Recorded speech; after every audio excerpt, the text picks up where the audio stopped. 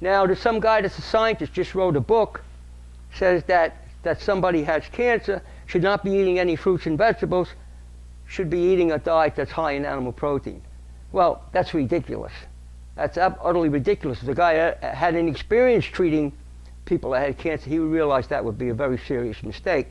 He's basing that on a doctor by the name of Otto Warburg, who won the Nobel Peace Prize twice, 1940 and I forget 1950, something like that. And he said that cancer was caused by fermentative non-oxidative respiration.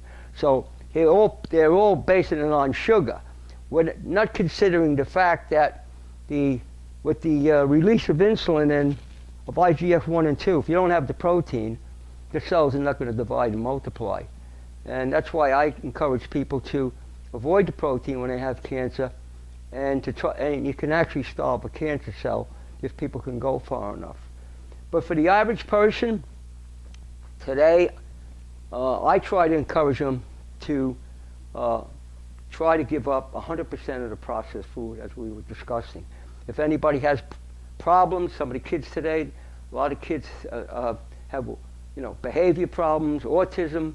I have a lot of experience working with children that have autism, and got some tremendous results if you're willing to go far enough and understand what has to be done. And if the child has reached the age of reasoning, if you have a little kid that's 3 years old, hasn't reached the age of reasoning, there's certain things you can't get them to do, but you could start to encourage them at that point and change their lifestyle, like my daughter's done with my grandchildren. I'm so happy my grandchildren, they eat such a good diet, they're never sick, they're very bright, and I believe it's because of the food. And I'm very happy to realize that is a little bit of my legacy leaving for my grandchildren, that they know that this works and that I try to be a good example to them, and they're seeing as that, as I get older, and if I'm still here, as time goes on, if I get into later on in life, they're going to see for sure that they know it's working. At this point, they know it's working because I can go out and run with my grandson and do all kinds of things with him.